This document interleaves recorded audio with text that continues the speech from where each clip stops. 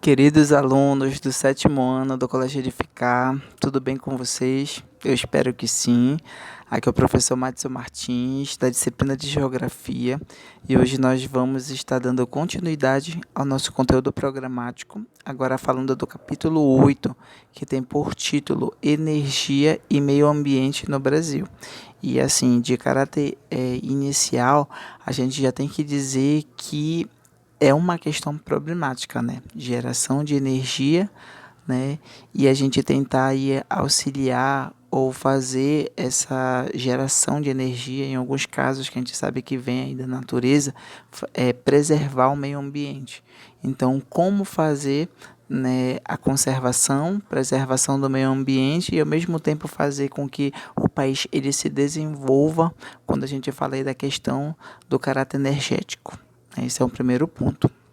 Então, energia, fontes de energia e matriz energética. A produção de energia em suas diferentes formas é fundamental para o desenvolvimento da economia e da vida cotidiana em nossa sociedade. No Brasil, não é diferente.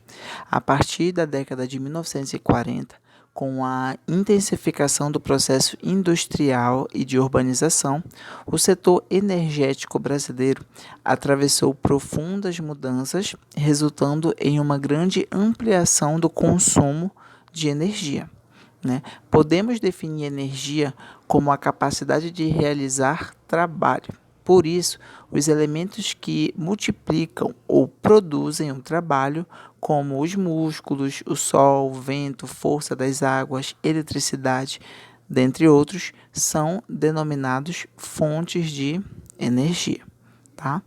Já o conjunto dos recursos de energia de um país e dos modos como seu uso é feito denomina-se matriz energética.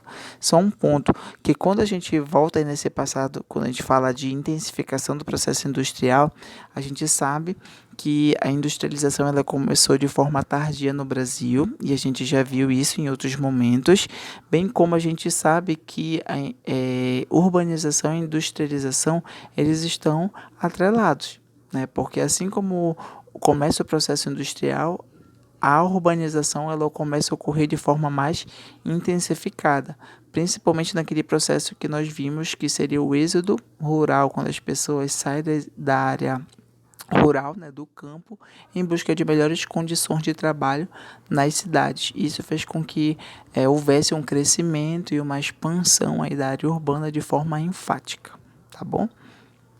A matriz energética de um país reúne dois importantes aspectos. O primeiro refere-se às fontes de energia que podem ser.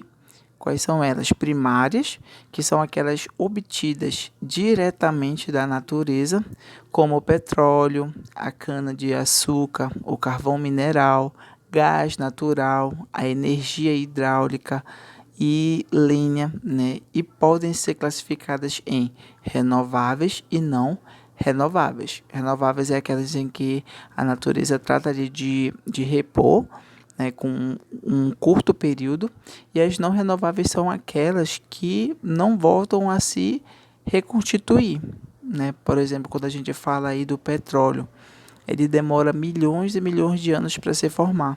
Então, quando a gente utiliza em grande quantidade, por exemplo, uma área que tenha petróleo e a gente esgota aquilo, aquela mesma área ela não vai conseguir fazer uma reposição de forma natural rápida, né? Talvez as gerações futuras acompanhem esse processo, mas as presentes não mais. Então aí a gente sabe que tem essa distinção de renováveis e não renováveis, né? Além dessas primárias, a gente tem as secundárias, aquelas que foram transformadas em outras formas de energia, como o óleo diesel e a gasolina, derivados do petróleo ou álcool extraído da cana-de-açúcar e os processos de transformação de uma em outra, que podem ser mecânico, nuclear, entre outros, tá? E o segundo aspecto refere-se à forma como essas energias são consumidas.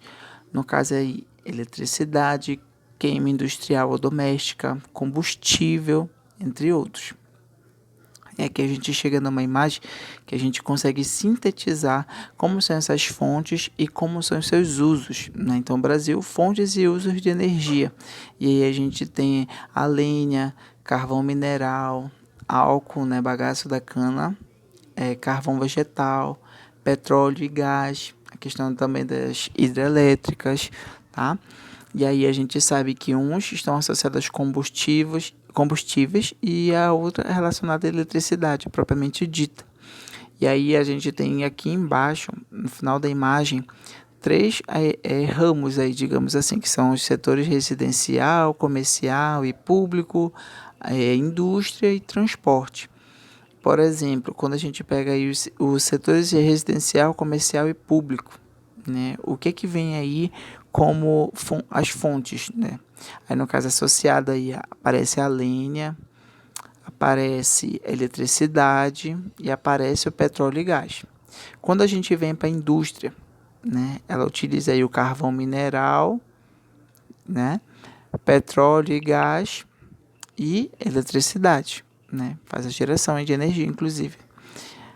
E, por exemplo, quando a gente fala do transporte, aí aparece enfatizado o álcool, né? Carvão vegetal, bagaço da cana e também o petróleo e gás. Que a gente está falando aí de combustível, né? Para esses meios de transporte. Então a gente consegue ver aí mais ou menos como é que isso se relaciona.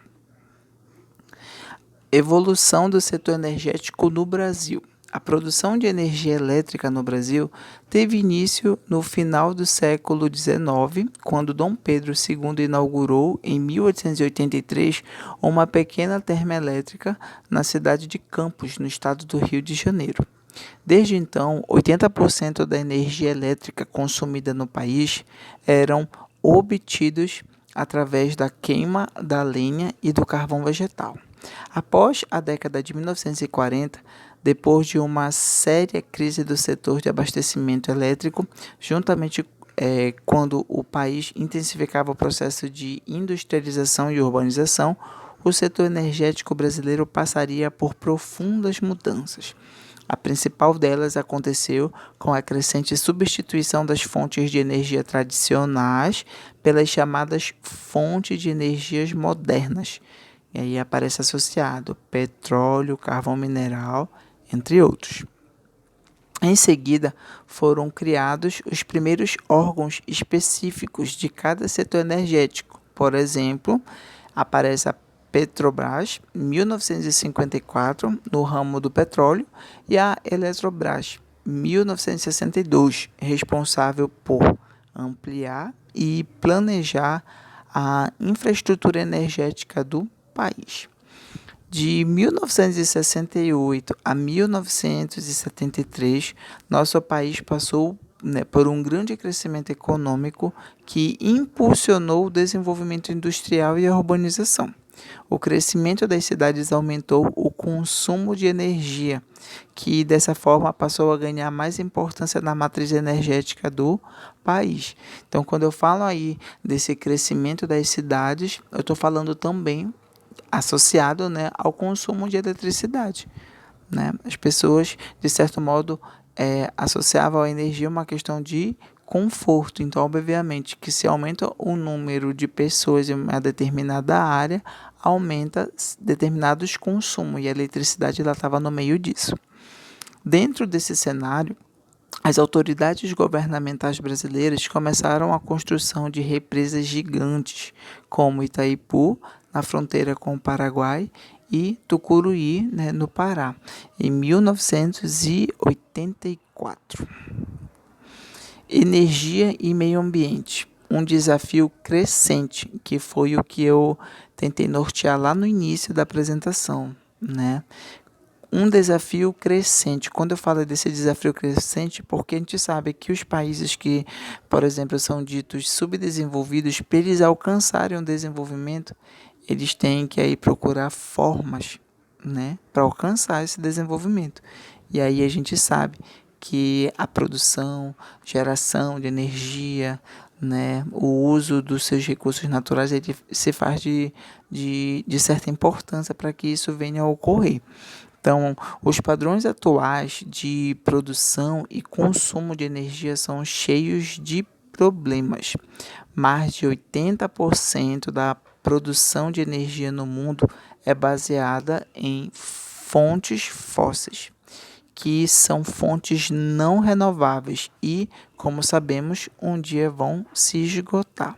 E no caso, a gente está falando como exemplo do petróleo.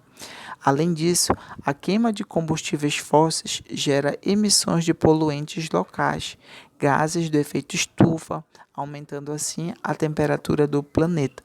E um outro ponto aqui que a gente sabe, que essa aí é uma discussão que é longa também, porque assim como tem aqueles estudiosos que dizem que esses gases eles não fazem mal ao planeta e que o homem ele não está influenciando, há aqueles defensores estudiosos que dizem, né, e comprovam que sim, o homem ele tem poder de fazer alteração no meio e sim, ele pode poluir e degradar, né, esse meio natural.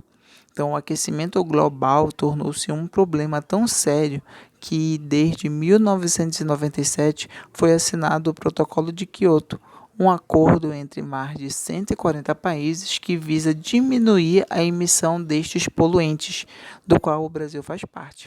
Depois desse Protocolo de Quioto, vieram outros protocolos, outros acordos, né, outras conferências relacionadas a essa questão ambiental, porque ela passou a ser um carro-chefe, né, um assunto-chave em meio a essa discussão de desenvolvimento, crescimento econômico, né, e degradação, assim, enfim, do meio. Então, essas questões ambientais elas se tornaram muito mais enfáticas, principalmente, né, a partir da década de 80, né, 90, elas só veio ganhando força e hoje a gente sabe que é uma das pautas, né, das reuniões que envolvem desenvolvimento de países. Nesse cenário difícil de mudança dos padrões convencionais de energia e estímulo a energias renováveis, encontra-se o Brasil, que possui uma posição privilegiada entre as maiores economias na questão da energia. Somos o líder mundial em produção de energias renováveis e a única grande economia que produz quase a metade da energia que consome. Temos a matriz energética mais equilibrada entre as nações mais ricas e populosas do planeta. Em 2012, a média de produção de energias renováveis no mundo foi de apenas 13,5%. Além disso, em 2006, o Brasil conseguiu a autossuficiência em petróleo, consolidada com a descoberta do pré-sal, e possui ainda grandes reservas de gás natural e é a sétima maior reserva de urânio do mundo, matéria-prima usada na produção de energia nuclear, por exemplo, né? O contraste se dá porque nos países industrializados há uma forte dependência de importações de energia. Porém, não podemos afirmar que este equilíbrio continue. Nos últimos anos, nosso país tem crescido bastante em termos econômicos, apesar da crise que se instalou em 2015. E estudos populacionais recentes indicam que, em 23 anos, a população do Brasil chegará a 238 milhões de habitantes e que cada um deles consumirá o dobro de energia, triplicando a eletricidade de que o país precisa. E aqui eu botei essa imagem de uma hidrelétrica, né? Que a gente sabe que uma das principais fontes de energia do Brasil aí está relacionada às hidrelétricas, né? E que tanto polemizaram, né, no passado e no presente com suas construções e alterações no meio ambiente, tá bom? Na próxima aula a gente vai continuar com mais informações e qualquer dúvida eu estou disponível. Até mais.